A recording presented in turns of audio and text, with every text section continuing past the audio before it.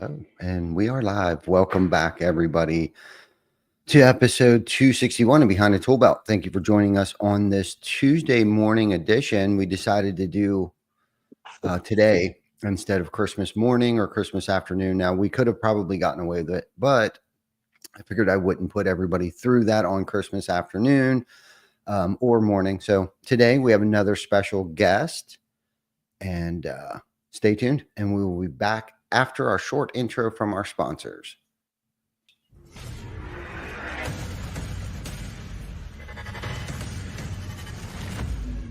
TC Backer.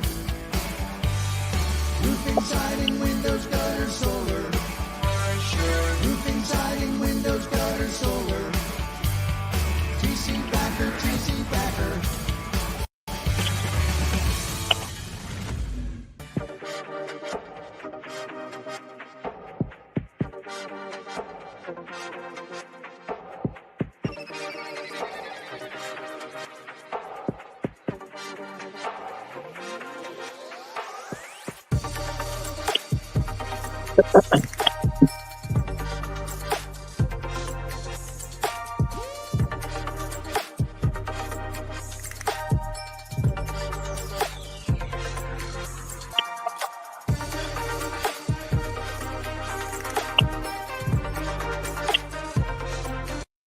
Is your lead flow down? Whether you're a company owner, office staff, salesperson, or installer, you're a roofing rock star. We help you get more leads with custom SEO, Google Ads, and a pro website.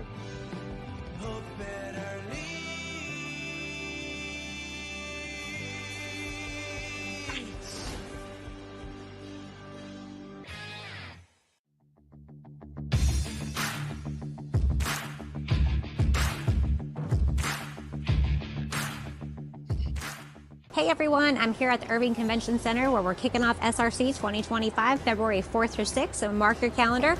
SRC Summit's right around the corner, so make sure to go ahead and secure your tickets. You definitely don't want to miss this year with over 40 industry experts, speakers, a full vendor trade show, and plenty of networking opportunities. You're sure to set yourself up for success in 2025 and beyond.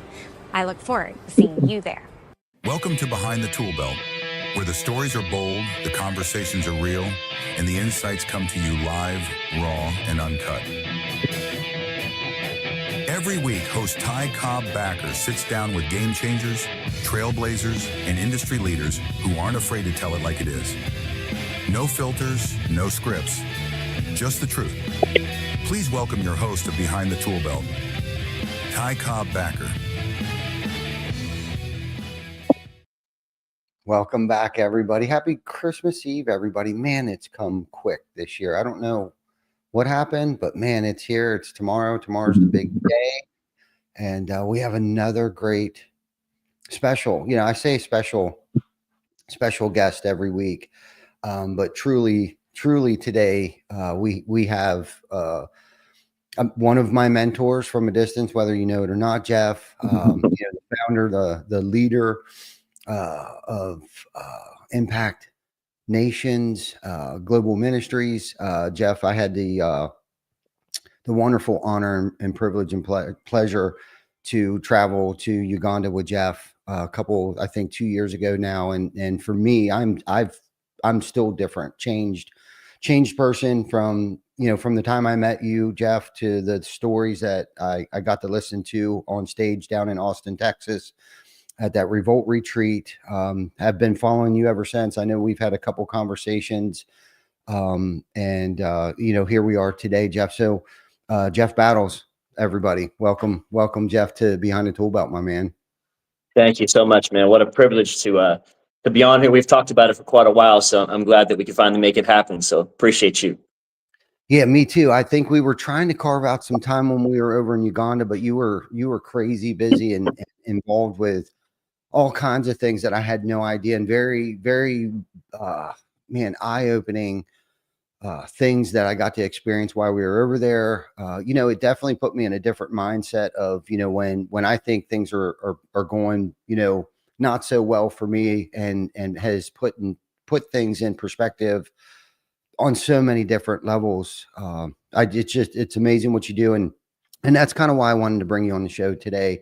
I mean, no better person, I think, the day before Christmas, someone that gives more than I'm sure you have, probably most of your life. But let's dive into a little bit of like your background, like, what it was like, how you got here, and what it's like now. Yeah. I appreciate, once again, man, I appreciate everything and giving me this time and opportunity. When it comes to our ministry, it actually, the ministry was birthed at one of the really lowest and darkest times of my life, to be honest with you. You think that when you start a ministry, you start something that you believe God is calling you to do, you start at a mountain peak or at a high place in your life when everything is going well, but that's actually not the way that it happened. And it's interestingly enough, as tomorrow we celebrate the birth of Christ, if you think about it, even Christ was born in the dirtiest place that you can possibly be born. In fact, the time that he was born, the king had ordered the killing of every young male under the age of 2. So you think about the circumstances that he was born in and became king. And so when I was called to the ministry, my wife and I were going through a divorce. We were going through the hardest time of my life. I was a liar. I was living in sin. All of these things were happening. And it was then God said, I have a mission for you. I have a plan for you. And I thought, why would you call somebody like me? My life is a wreck. I can't do anything right. But it's interesting. That's really how you know the character of God, is when you realize that he sees who you're supposed to be, not who you are right now. And I believe that if we see more people that way, we stop looking at them for the choices that they made yesterday and start realizing that they have a potential for tomorrow. And so that's really when it all started, as I got called at that point in time. And my very first mission was in the Middle East. With my military background, I needed more. I couldn't just sit in the church pew every week. So I got called, and that was the Middle East my very first time. And it's never been the same since then. I think when someone gives you a chance when you don't deserve a chance, I believe it pushes you a little bit harder each day to be better, because somebody believing in you goes a lot further than someone condemning you from things that you did publicly and ruined a lot of your past and a lot of relationships that you had. So it was a very powerful start. But I'm just so thankful that I'm given that opportunity. And so from today forward, we just believe that we want to spend as much time as we can making people's lives better. So. Yeah. Yeah. So what was, I mean, I know you said that you were going through a rough patch in your life, and it sounds like most of it was self-induced due to bad decision making or substance or mental, whatever the case might be. But what happened, like when you decided to take the path that you're on now? Like, did you lose your house? Like, you're obviously, you said your wife was leaving you, but like, how did you know, like, okay, today's the day I'm going to change? Or was it like a progression over time? Yeah, well, it's interesting because at the time I had more money than I could ever imagine. I was even mentored by Donald Trump, and 7 different times we had met, and he'd mentored us in business, and I had a massive house. I had 5 or 6 cars. I had everything on the outside that you would think that people would want and that they pray for every day. And the problem was the outside was perfect, but the inside was full of filth. I was just doing the opposite. I was standing on stages reciting scripture, but I was living the exact opposite of the way that I was preaching and teaching. So I just took a nosedive. And I've realized in life, when God exposes you for the things that you're hiding per se in the dark, it's not really a punishment. It's an opportunity for us to open up, turn around, get back, and head on the right direction. So God had told me to give up that business, to let go of that, because it was that success. I was in Success Magazine 4 different times. It was that success that kept me so full of pride. So success is good in itself, but when you do it in the wrong way and you're full of pride, he will take you backwards to start from square one, just so you know, okay, success is not bad, but who I was. And so I needed to start all over again. So I literally had to get rid of everything. I sold off all of my possessions to go start ministry. And it wasn't really a punishment. It was God stripping everything in my life that I was holding on to. And I found my strength in him instead of all the things that I could acquire on my own or the things that money could buy. So after all of that had happened and I had hit that low, I was actually in my wife used to pray for me in her closet when I would be out living in sin and doing stupid things. And she would go in that closet and pray. It was a big walk-in closet. And it was one day when she had left and the kids had left. So I was in a 6-bedroom house with the only bedroom that had anything in it was mine, and it was me. And I walked into her closet to just go in and pray or do something. I was at loss. And so I walked into her closet and I literally felt the power from where she had been praying for me that entire time that I was being an idiot. And so when I went in there, I brought my pillow in that room, and I believe I stayed in there for hours. And all I could do was just weep, and all I could do is cry. And I found myself so weak that I couldn't even get up off of the floor. And it was in that moment when I couldn't even get up is when God literally entered and just said, I have a job for you. And now imagine when your performance is horrible, your life choices are horrible, your circumstances are horrible, you're declining faster than you've ever increased in your life. And that's when God says, I have something for you to do. I'm calling you. I'm appointing a mission to you. And I believe that it was that moment that I realized, like, every single circumstance biblically, every single person that God pulled, he pulled them from the ground. He pulled them from the lowest point of their lives and said, I have something for you. And so it was that time that everything really transformed and changed for me. I'm still not perfect. I still make stupid choices. But I realized that every time I fall, I know now you just get up and you keep going in the same direction that you were going in if it's the right way. So yeah, it was a challenging start, but I'll tell you, I wouldn't trade it for anything, because it's those rocky times and it's those valleys that teach you how good the mountaintop really can be. Yeah. Amen to that. Amen to that. So you touched on the word success quite a few times there when you were talking. Would you say that your definition or your perception of success has changed? 100%. Yeah. So how do you define success today?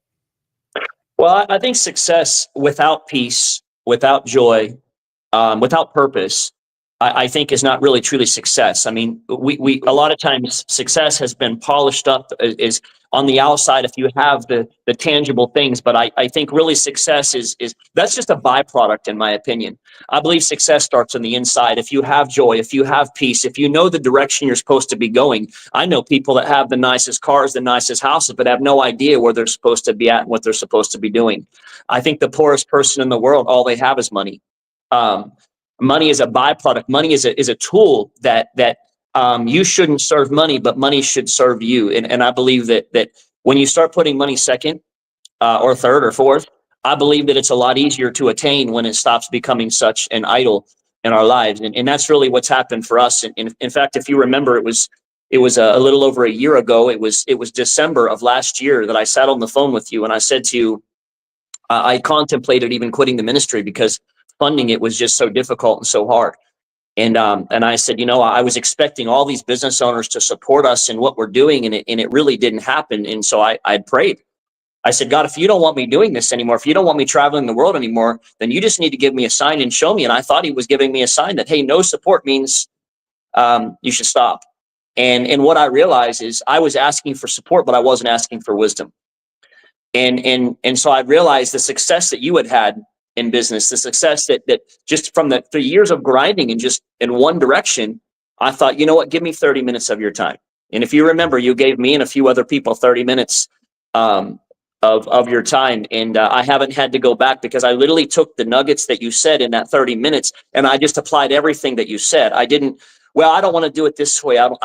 You already were creating a path to success. So I just took those items that you said, I wrote them down and we applied them that month. And today, even though the giving in the ministry was down today, in the month of December, over $30,000 has gone out in global support and in missions this month. It was one of our biggest months in just support that we've ever had, thanks to a 30-minute phone call when you just said, do this, do this, do this. And I said, okay. And so I just wanted to let you know that 30-minute call has gone a lot further than you think. Yeah. Thank you for sharing that. Cause I try to think back to that call because you said it to me a couple times, or thanked me a couple times, whether through a comment on social media or over the phone. For me, I just, I didn't realize at that time how impactful it was going to be for you. So I'm grateful for the trials and tribulations and ups and downs and ebbs and flows that I've been through. And that's how, when I asked you, how do you measure success today? It's definitely impact over profit. And the impact that we have, the amount of impact that we have on people's lives today is how I measure impact, not Yeah. necessarily by the dollars in my checking account. It's the amount of people that we're able to impact. And I also feel like that I've been given a second chance, and I call it the extended warranty. You know how you get that phone call? Sometimes you get those spam calls all the time, and they're trying to extend your car Yep. warranty. Well, I took them up on that. And when I got that call, I was like, you know what? Thank you for that extended warranty. I'm on borrowed time today, and and I Yep. had to make a decision. What am I going to do with this time, this borrowed time that I'm on today? Am I gonna take advantage of it, or am I going to take it for granted? And I've chosen, and I've not been perfect myself, and I found God in the basement of churches, and that's typically where we do a lot of our work, is not necessarily in God's house, but like in the basement of God's house, whether it's the Yeah. food pantries, whether it's the other events and things that I participate in, and that's kind of where I found, and he spoke to me through obviously other people in the pages of the books and stuff that I read and stuff like that. But the part of success where I think so many people get it wrong, they're chasing the dollars, they're chasing the cents, and it's like what happens is like that actually gets in the way of God. Like whenever you put money in front of God or whatever program that you're involved with,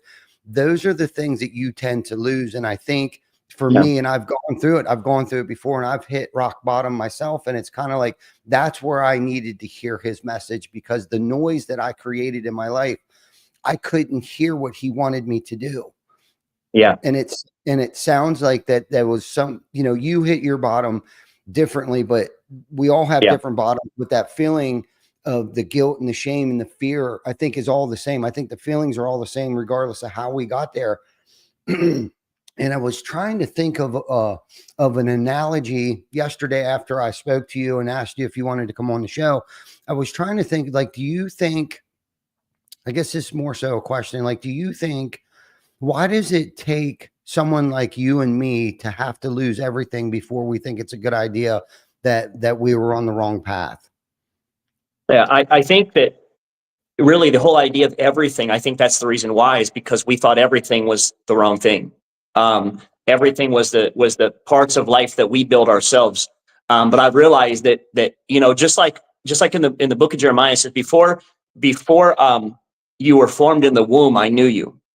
And so there was a plan for me and you before we were even born. And I think the problem is God has his plan, but then we have our plan because we have free will. And a lot of times we decide what we think we're supposed to do. We make our own choices. And that's the powerful thing about second chances, is that when we realize, wow, this is the wrong road, we have the opportunity to turn around. And that's my prayer, that especially through this holiday season, that people realize that it's okay to turn around. It's okay to say I was wrong. It's okay to say I made a mistake. And I think that's the biggest part, is pride keeps us on that road for so long.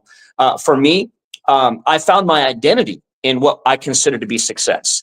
I found my identity in $100,000 cars. I found my identity in a 6-bedroom house. And that's what's crazy, is because I thought people loved me. And on the outside, when I walked out on stages, everyone was clapping. But they had no idea who I was. They didn't know I was suffering. They didn't know that I would have traded my situation for theirs. Even though they were broke, they were poor, I would have traded in a heartbeat, because I was literally driving that $100,000 life in the wrong direction as fast as I could go. But today it's interesting. We have more tangible things today than we did back then. But it doesn't control me. It doesn't drive my ship anymore, if that makes sense. It's nothing to get something that I always wanted and then turn around and give it away, because I realized what I always wanted was the peace that I have now, was the joy that I have now, and most importantly, even the purpose that I have now. So I wouldn't trade that for anything today. Yeah. Yeah, me neither. Me neither. And it's like, my motivation today is differently. It's not the things necessarily that I have acquired from doing the next right thing all the time. It's more so the what I can give. And it's like I guess for me, my priorities have changed a lot. And again, I'm not perfect by no means, but usually there's red flags that go up, and I realize like I'm getting off track here a little bit. But it's just funny. Money has become more of has allowed us to have a bigger impact. It's almost like I didn't know how. I wasn't responsible enough, I guess, at the time early on in my career, or prior to, because our stories are a lot alike. So I had small success about 2 decades ago, and small success, a little bit of a fortune, and for a short period of time, and I ended up losing it all. Yeah. Okay. And it was because I had put everything in front of God, and it appeared that everything that I had put in front of God was removed from me. Okay. But what the crazy part of that is that he left me everything that I needed. Now, mind you, I was behind bars.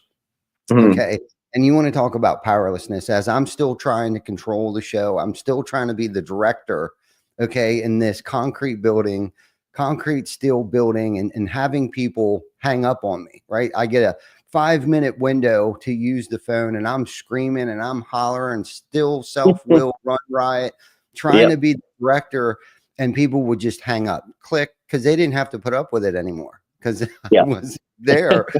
And Yep. I needed all of that to get humble. Yeah. And what's crazy is it's like the minute that I dropped to my knees in that small little cell, and I said to God, like, please help me. And I've said foxhole prayers many, many, many times, but something changed. Somebody came to visit me, and they were so grateful that I was still alive because of the way that I was living my life, and treating others, and treating my Yeah. body, and Yeah. things like that. And he came in, he'd visit me once a week, and eventually I was able to get out. And it's like the second day that I got out of jail, like I hit the ground running. My purpose was different. My Yeah. motivation was different. It was coming from someplace else, and it was a motivation that I've never felt before or got to experience until I actually had Yeah. lost everything. And it was so funny. Like I went to work the second day I was out. The first day I would have went to work, but I had to run around and do the parole officer thing, Yep. and pick Yep. the cup, and do all these things. But literally the second day I had already had a job lined up. I was on a roof the second day. I had found someone that could drive me around in my vehicle, that was an assistant, that was my helper. And literally there was people like kind of waiting for Ty to get his shit together for Yeah. me already. Like Yeah. people were put in place, and like God had started putting people in my life. And my gratitude today is much different. Like I find gratitude in other things, not money. Like I'm not grateful for having money. And don't get me wrong, there are still times, because we give so much away there, and Yeah. it sometimes it creates financial insecurity at times, but we continuously keep giving. And then all of a sudden, like that's the silver bullet, like that's the silver lining, where it's like continuously keep giving. And then all of a sudden, it's like the next thing you know, things are just working out, even when I'm giving, when I don't have myself. Yeah. Yeah. It's 100%. Can you still hear me okay? Yep. No, you're perfect. Okay. We Okay. hear you. Yeah, we hear Okay. you. And I could talk about that for hours, but let's talk a little bit, like what is, for those that aren't familiar with, Impact Nations, why don't you explain to us what that is? Because I think for us, we're having a conversation. We know what Impact is, but why don't you explain like what it is that you're doing, and some of the programs, not just locally, but globally? Yeah. Well, one of the things that people ask me all the time, why are you going overseas so much? Why are you doing so much of your ministry work over there? It's real simple. That's just where I was called. Trust me, I wish I could be doing it here in the US. I'd be saving a lot of money, a lot of travel, a lot of time, and even more safe. But, originally we just started out by taking the gospel across the world. We started taking it to the Middle East. We started taking it to Pakistan, Afghanistan, places where it was illegal to preach that message. And over time, we started going to Africa. And so it started out preaching large crusades. We've preached to crowds of almost 500,000 people at one setting at one time. But over time, as I continue to study the word and study the Bible, I realized that Jesus built his whole ministry one by one. He would literally go out of his way. In fact, in John chapter 4, it literally talks about Jesus was walking to this well, and he was so tired that he had to sit down and take a rest. So imagine God himself walking by foot, so tired that he had to sit down because he had a meeting with just one woman that was married 5 times and was living with another man that she wasn't married to. And it's like God himself would wear himself out to go meet a caliber of person just like that. And so some things shifted over the last really couple of years as we have so many individual stories and individual testimonies where somebody would just stand out in that crowd, and we would really just invest and put our resources and our energy and our time and just our attention into one single person. You'd have a crowd of 10,000 people, but one person would stand out. And so that one person we're still with today. That one person at this meeting we're still with today, whether it be a little kid in a village that we didn't forget their birthday, or whether it be a blind woman from a village who was taken advantage of. It's one thing after another. And so we have probably about 200 people across the world today right now that we individually provide for, that we take care of, that we cover their rent, cover their schooling, make sure their kids have an opportunity to go to school that they never had before. And so even though we've ministered to the large crowds, and we still do, through the word, it really showed me, don't forget about the one. Don't forget about that one person, because if their story stands out to you, there's a reason for that. And God's saying, I choose this one, and I want you to stay with this one because this one has a plan. This one has a purpose. And it's not that everyone doesn't, but your assignment is not everyone. You have to pay attention. When God says this one, he means for you, that person is for you to pour into, to love on. So that's one of the things that we really do is we pinpoint and narrow down when God reveals somebody to us. We just stick with them through the thick and through thin, through hard times, whatever it may be. And it's amazing to see. In fact, I think you witnessed one of the young girls.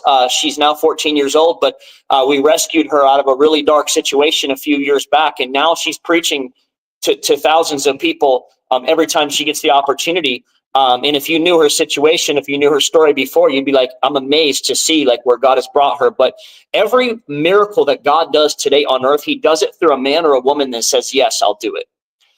So that's really what our heart is right now at Impact is really the biggest thing that we're working on today. It's called a storehouse. And what I've noticed over the years of going to church and being part of church is that the storehouse in the Bible was a place where all of the churchgoers would come, and they would bring a little bit of food, or a little bit of flour, or a little bit of eggs. Or it wasn't about money to buy bigger buildings. It was about things that would meet the needs of the people. And I noticed that's missing. And I watched in church in Africa, I would watch how a single mother would come and have nothing. She would have no food, no diapers for her child, but she would bring money to the church. And I'm like, what is happening? How is this mother not able? I mean, she's coming to a place where there's 300 or 400 or 500 people, and she's starving. And it wasn't settling. So like a couple years straight, I was burdened by this. And I was actually very angry at the church for a long time. And then I realized, like, if there's something in your life that's causing you to not sleep at night, if it's causing you to wake up and you think about it when you wake up, it's because God is saying, do something. He's like, I'm calling you to do something about it, not complain about it, but do something. So it was about a month ago, I met with the president of Uganda's brother to discuss a land deal to where we can build a storehouse to where single mothers, widows, and even young children who have no family, orphans, can go and get the things that they need. They can get this food, they can get the diapers, they can get the things that they need to survive. And so we're actually beginning that process right now. It's beyond anything I can do on my own financially. It's going to cost more than I'm able to do, but God didn't tell us to plan based on what's in your bank account. He says plan based on what I'm showing you and what I'm telling you. So that's really one of our biggest missions right now, is to build the very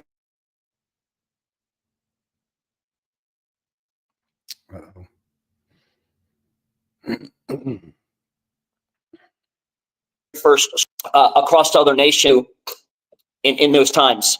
And I believe it's going to be huge. It's going to be massive. I believe Kenya and other nations are going to say, how did you guys do this? Because we want to do it too. And it's a way that the church and the community and the people can contribute very little, but it can go so far with the people who have nothing. So that's our prayer right now, is just to really fend for the ones that the Bible tells us to, the widows and the orphans. Wow. Jeff, what would you say your biggest challenge is? The biggest challenge is sometimes I get impatient, and I'm like, God, hurry up. I'm here and you're back here. So will you catch up with me? And there's a reason why. There's a timing for everything. And so I get sometimes stressed. I sometimes get a little bit frustrated because, money is always a factor, but this is why you seek wisdom instead of reward, because wisdom allows you to get a reward anytime you want it. Anytime you need it, you can go out and get it. And so the wisest man and the richest man to ever live was King Solomon. And the book of Proverbs is so full of power. It's so full of just wisdom that if you apply it, it's amazing. It's literally like it's like a pathway and a guide to success in every different category of life. And so I'd say probably our biggest challenge a lot of times is me wanting to run faster than what God is saying in the moment, because there's a process, and in that process is where you learn more than actually crossing the finish line. And so he wants us all to really invest and spend time in that process, in the valleys of life, because that's where he teaches you everything about himself. Mm-hmm. Mm-hmm. Yeah. Can you share with us like the most impactful story that you've got to experience while doing this? I will do that, but I will say that some of them are so crazy that I don't know that a lot of people would even, and if I didn't have it on video and if I didn't have it on photograph, people wouldn't believe it. But, it was one of my very first trips. You got to understand, my very first trip to Pakistan, I still had the scent of sin on my life. So I'm there preaching in front of thousands of people, and I was just reading from my Bible. I wasn't a good preacher. It was my first time ever. And so, and there were guns, people with guns up on top of rooftops and stuff watching me. And so I'm preaching, and in the middle of preaching, there was two women who brought this child up to the altar, and the child was not alive. The child was dead. And you can imagine how afraid I was, because here you read in the Bible about the dead being raised, the sick being healed, all of this stuff. And but here I was, this sinful man, like starting for the first time, starting to preach. My very first sermon I ever preached was there. It was that sermon, first one I ever preached. And here they bring this dead baby to the altar, and they brought this baby because here they thought this man of God is there from America. He's just this mighty man God is using all over the world. Meanwhile, I was scared to death. And so they bring this child, and I didn't know what to do. At first, the security team was making them leave, but all I could think about was, in the Bible, there was a woman with an issue of blood that she needed to get to Jesus. She didn't care what people thought. She's like, if I can just get to Jesus, I know I'll get my healing. And so that's all I could think about. So I'm like, don't make them leave. Mm-hmm. And so I leaned over this child, and I started I was going to pray. I was like, God, heal this, but I was going to pray, but all I could do was start crying. All I could do was start weeping. And I was like, Lord, if I had known that you were going to put me in a situation and allow me to be in a situation like this, I never would have lived the life that I lived. I never would have completely turned my back on you, turned my back on my family. I never would have done that if I had known that this was the level you were going to take me. And I cried. And I didn't even pray for the baby, because all I could do was repent of my sin. So imagine the preacher repenting of a sin in front of about 5,000 people. Mm-hmm. And so I finished weeping over this child, and I get up, and the women were pointing at the baby like, what's going on? The baby's still dead. He's still laying here. Like, I thought you were going to pray. And I get up and I back up and I went to go read my Bible. And as they picked the baby up to walk back to their seats, the next thing I knew, I heard screaming. The women started screaming. And in that moment, the baby started breathing. Even now, it's emotional, because I'm sitting there realizing I didn't even pray. I didn't even pray for that child to wake up, because I didn't even have the words to say. I'm like, this is beyond what I can do, because I'm a sinful piece of garbage. So why would God even listen to me at something like this? And when I heard them screaming and I realized what happened, it was in that moment that God showed me, and he realized, like, Jeff, it's never been about how good you've been. It's never, all I need is your yes. And God showed me in that moment, if you give me your yes, I will do everything that I promised that I would do. And so you have to put yourself to the side, how dirty you've been, how wicked you've been, and realize, yes, we've been bad, but he's always been good. And it was that time. And from that time, I have seen so many things that I can't even explain, that it doesn't even make sense. But it was that moment that realized he just showed me, I'm God, you're man. Let's keep it that way. And so I'll never forget that time, because that was my very first mission, my very first time, and it's changed my life forever. Because there was no other explanation. This baby wasn't dead for 5 minutes. This baby was dead for 3 hours. For Wow. 3 hours. Wow. And they heard about the crusade and they're like, this is our last hope. And I think, I'm sorry, this is our only hope. And I think that's our problem here in America, is God is like number 4 on the list. First, let's try medicine. First, let's try this. First, let's try this. And then after everything else has failed, let's turn to him. But that was their first thing. They heard there was a gospel crusade. They heard the Bible was being preached. By the way, these were Muslim women. They believed that Jesus was a healer more than any Christian I've ever met. And they came because this is our hope. This is our chance. And that's what happened. So I think that's what really shaped the entire ministry. And so many amazing things after that, but that probably was the most impactful thing I've ever experienced. And it's, by the way, that's not the only time it's happened. I've seen that happen now twice. And it's unexplainable, but I'm so thankful for it. Wow. I mean, I'm speechless. I haven't heard that story yet. I should have probably asked you that a long time ago, but man, that, and I believe it. I believe that happened, and you're right. I'm sure there's probably some people that might be listening to this or might listen to it later on and think, yeah, okay, whatever. But I actually got to experience something when I was in Uganda with you. And it's not quite that, wonderful, but, of course I was questioning myself, like, what am I doing here? It was very uncomfortable, but I got to experience, some things and saw some things, and I questioned it at first. And, you did you did an altar call where everybody was coming up, and you had asked us that had joined you on this crusade to help pray for these people.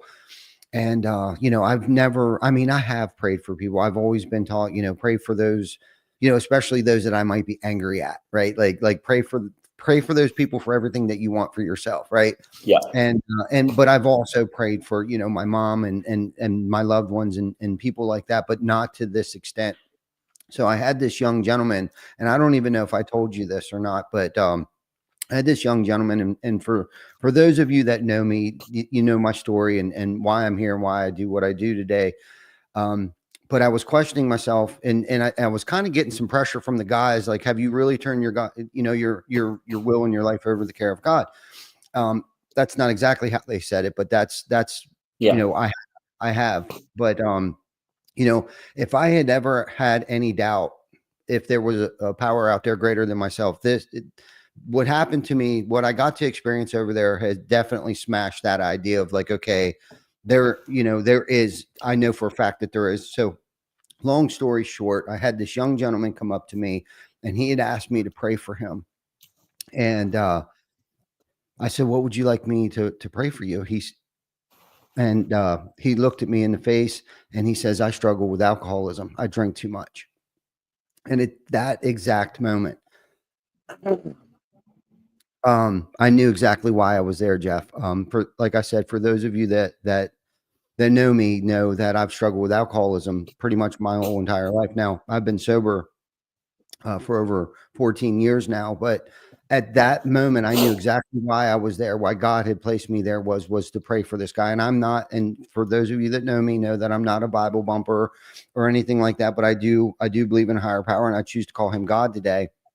And because of that trip, Jeff, you had taken my level of spirituality to a whole nother level that I didn't even know existed, and to witness his miracles, the things that we got to experience over there, whether it was through, those that were coming up that were suffering from black magic or all of these weird and crazy things that you see on TV and you see on the movies, but to be able to experience God's work in a place where you would think that he forgot about and question, why are these people going through the things that they're going through?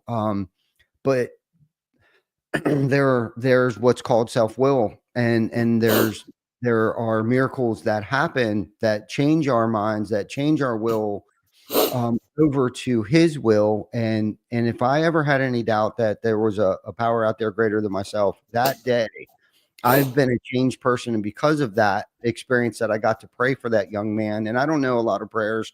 I know the Lord's Prayer, I know the Serenity Prayer, and I know a couple other prayers and things like that. But after that, it was like, and then there was more people approaching me. Yeah. I don't know what that young man's life is today, but hopefully there was, God had spoke through me to him, and hopefully Yeah. he's on the right path today, which I'm sure he is, because of what we got to experience in the words that God spoke through me to him. Yeah. I don't even know if I'm making any sense right now, but it's just something that you have to experience, right? Yeah. And I think there was actually a photo that somebody took of that moment when we got to experience that over there. But anyhow, I believe you, Jeff. I'm not sure why my mic's cutting in and out. You guys might not hear it. We hear you but, good. Okay. But yeah, so I wanted to hear your what was the most impactful and what your biggest struggle was over there. So what keeps you motivated? Let's talk about that, because I know inspiring can be very tiring, and I know it at just the small level that I'm at. How do you stay motivated? How do you not get resentful? How do you not get pissed off at people when you're just continuously pouring into them and things just don't appear to be going the way that they should be? Yeah. Well, that's actually a great question, because I think that's not just in ministry, but I think it's in life. I think it's in business. It's in anything really. I'll tell you, love is the most powerful force on earth. It's more powerful than anything else. And, I'll give you a quick example. One of my last trips, two trips ago, we were ministering in a church, and there was this young girl who came to the altar, maybe 10, maybe 11. And I went to lay hands on her and pray for her. And she started like screaming and falling on the ground, as you've seen before. And she started having like demons, like just manifesting in her. And she was like screaming and yelling and kicking and fighting. And we prayed and we cast these things out of her. And she, when she realized what was happening, she was looking around crying, like so embarrassed. Mm-hmm. And what had happened is both of her parents are gone. She'd been sexually abused at 10 years old. And she was so embarrassed, because when that happens publicly, it's like, oh God, everybody just saw this. And she was sitting there crying. I come down off the pulpit from preaching, and I sat in the front row. I just gave the microphone to the pastor and I said, here, you finish. And I went and sat by her, and I just put my arm around her, and I just said, you don't realize what God just did for you. He didn't expose you. He didn't embarrass you. I said, but he just pointed you out.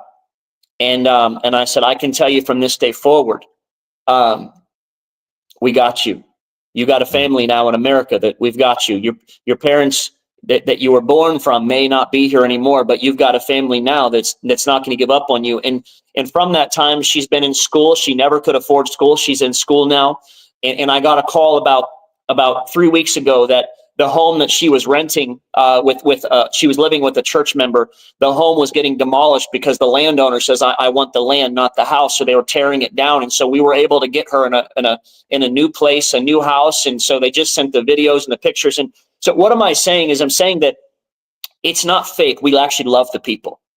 And when the people count on you, when they count on you to succeed and to win, I wake up every morning before 4 o'clock in the morning. Do I need to? Yes, I do. Because there's people, not just my own household, but there's people across the world that are counting me to keep my head straight, to keep my focus straight, to keep everything. And I look at them, and I look when they thank me, and they thank our team, and they thank everybody that's a part of this. I can't let them down. So what keeps me motivated every day is something bigger than me. When you look into the eyes of people that had no hope, that had no chance, and because you said yes to God, it wasn't that much for me to be able to get them a house, to be able to get them, because rent is nothing out there. And so that's what keeps me motivated every day, is truly the love for the people, because of the way that they've loved me. I spent most of my life not being loved because I wasn't a very lovable person. And so when I felt love for the first time, outside of like my family, my wife, when I felt love for the first time, I realized like I want to give more and more and more of this to people who've never experienced it. Because if you've never experienced being loved before, then you've never really lived life. So that's really what keeps me fired up every single day, man, is just the people that are counting on us to win. Yeah.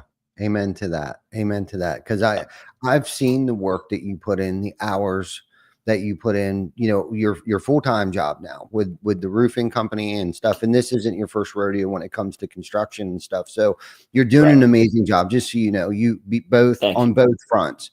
You're Thank you. doing an amazing job. And we love, and before we get off here, I want to make sure that people know how to get a hold of you, and if they want to donate or participate or join you on a crusade, what is the easiest way that someone can contact you? Your So the website? best way is the website is impactnationsglobal.com. There's a place there where you can reach us that way. Is probably the best way. There is also a Facebook page, impactnationsglobal.com, or I'm sorry, Impact Nations Global. But I'd say the website is probably the best way, to do those types of things. And especially if they want to be a part, we're actually, it's interesting in our roofing company right now, we're doing a promotion. Most people are giving away iPads and things, but what we're doing is for referrals, we're putting the name of the people who give the referrals over, and we're doing a drawing that whoever wins is getting an all expenses paid trip to go on a mission trip with us. We wanted to do something different that was based on our core values, and so it's kind of exciting to see. But yeah, impactnationsglobal.com is the website, so I appreciate that. Yeah, no problem. Vic put it in the comments there, so anybody that's listening wants to participate or donate. I got one more question for you, Jeff, before we get off here. And I know you touched on a couple of these things, but what has working with Impact Nation taught you about leadership, faith, and service? One of the biggest things is, put yourself second. We are so blessed. We have everything we could ever ask for and everything that we could ever need. And I think it's not just in ministry, but it's in life. It's in marriage. It's literally be willing to be second place. Be willing to put what you want and what you need second, because, I've learned that when you give to others what they need by default, I think it was Jim Rohn that said that. No, I'm sorry, it was Zig Ziglar. If you help enough other people get what they need by default, you'll get what you need. And I truly believe that. And that's one of the things that's taught me is you have to kind of die to yourself and die to your own plans and say, yes, God, whatever you say, I'll do. And I found that there's more peace and there's more joy and there's more just everything when you're not always trying to be first. I the word I and the word me has destroyed so many relationships and so many ministries and so many things. Like I can't even count how many. So I would say I've learned to put myself second, and by default, I found my joy in that place because I'm able to serve. And Jesus says himself, the highest position that you could be in is not king, not pastor, not preacher, but servant. And I've learned that the hard way, and now I'm thankful to be able to be that. Amen to that. In order to lead, you need to know how to serve first. That's right. Most definitely. And that, I think that is a great message, Jeff. I mean, I think for a lot of people, leading isn't about, being a dictator. It's about empowering and impacting other people's lives and giving them the strength and courage and pointing out to them that they do have gifts. And sometimes it's our job to point out their gifts and help and enable Right. that gift so they can flourish within your dream as well. Yeah. And I talk Yeah, about it that's all right. the time. I think it was Ed Milet that our dreams have to be big enough for everyone else's dreams to flourish in. But I'd like to take right. that to one step higher. It's like our legacy has to be big enough for Yeah. everyone else's legacy to flourish in and to keep the ego out of the way and allow people to grow. And that's 100%. really what has helped me over the years too. It's like, and you talked about it earlier. It's like, it all starts here. It all starts on working on ourselves and getting out of the way at times and knowing when to lead from behind and knowing when to grab a hold of the helm. And it's tough. And sometimes it's hard to navigate those waters because sometimes it's like, is this one of those times that I need to step in? Is this one of the times that I need to let them make a mistake? Because being the human beings that we are, we don't like to see people screw up or take a step Right. back. We want to help, but then that can Right. also be a dangerous area too by catering too much to them because then they can't figure Yeah. things out on their own. But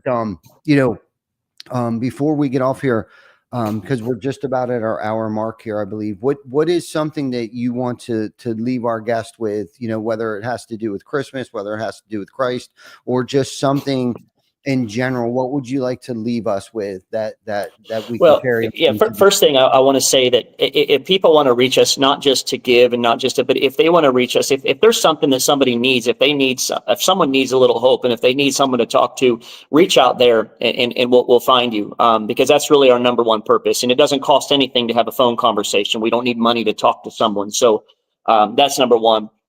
Number two, I would just pray that many of us have been raised in church. Many of us have spent time in church, but sometimes we think that just because our parents had a relationship with God, that sometimes we automatically get grafted in, but we all have to make a decision for ourselves. And I would just pray that each and every person listening today would not see how good of things that we've done or how good, but look back at your life and just reflect at all the moments and times that he's brought you out of, that he's brought you into today and given us another opportunity. And so I would just say through this Christmas season, as we're with family and we're exchanging gifts, just sit back and just smile and just enjoy the fact and know that he gave us another chance. He gave us another opportunity.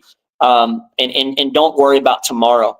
The Bible says, don't stress tomorrow. Tomorrow has its own set of worries. Just focus on today. And when Jesus says, he taught us to pray, says, give us this day our daily bread. Just worry about today. Enjoy where you're at right now. Don't worry about tomorrow. Yesterday's already gone. Just be present in the moment that you're in right now and just let God do what he's going to do. So I appreciate you, Ty, and very much. And I look forward to next time I'll come in the studio and hang out. We'll go grab some food.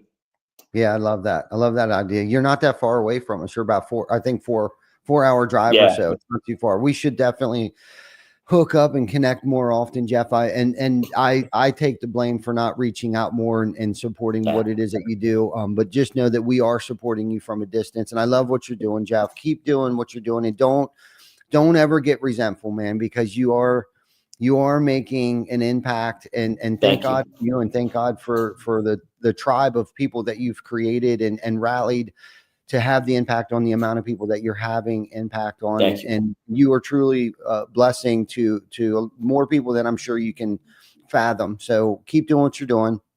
Well, it means a lot, brother. I thank you. Yeah, Merry Christmas to you and your family, and Merry Christmas to everybody that's watching and who will be watching this on the replay. And next week we will be streaming live once again, Tuesday at 8 a.m., the day before New Year's Day. That way everybody can get some rest, spend some time with their families. Until then, you guys take it easy, and Merry Christmas, everybody. God bless you. Bye.